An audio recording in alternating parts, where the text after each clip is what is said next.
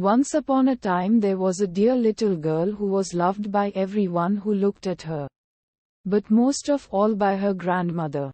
And there was nothing that she would not have given to the child.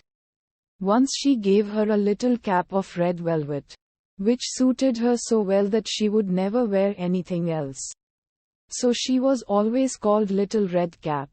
One day her mother said to her, "Come, Little Red Cap. Here is a piece of cake and a bottle of wine. Take them to your grandmother. She is ill and weak, and they will do her good.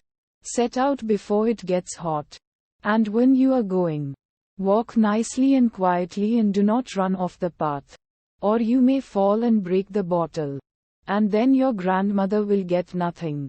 And when you go into her room, don't forget to say, 'Good morning.' And don't peep into every corner before you do it.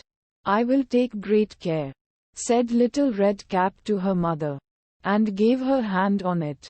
The grandmother lived out in the wood, half a league from the village. And just as Little Red Cap entered the wood, a wolf met her. Red Cap did not know what a wicked creature he was, and was not at all afraid of him. "Good day, Little Red Cap," said he. "Thank you kindly, Wolf. Whither away so early, Little Red Cap?" "To my grandmother's." "What have you got in your apron?"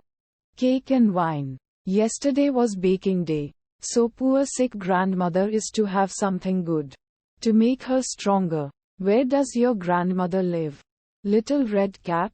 "A good quarter of a league farther on in the wood. Her house stands under the 3 large oak trees. The nut trees are just below. You surely must know it," replied Little Red Cap. The wolf thought to himself, "What a tender young creature. What a nice plump mouthful. She will be better to eat than the old woman. I must act craftily, so as to catch both." So he walked for a short time by the side of Little Red Cap. And then he said, "See, Little Red Cap, how pretty the flowers are about here. Why do you not look round? I believe, too, that you do not hear how sweetly the little birds are singing. You walk gravely along as if you were going to school, while everything else out here in the wood is merry."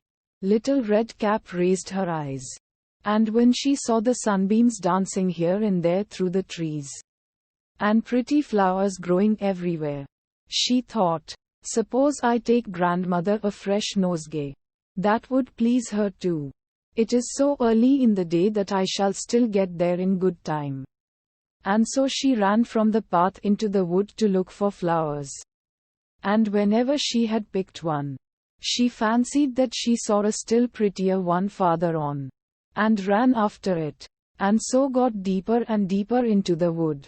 Meanwhile the wolf ran straight to the grandmother's house and knocked at the door. "Who is there, Little Red Cap?" replied the wolf. "She is bringing cake and wine." "Open the door, lift the latch," called out the grandmother. "I am too weak, and cannot get up."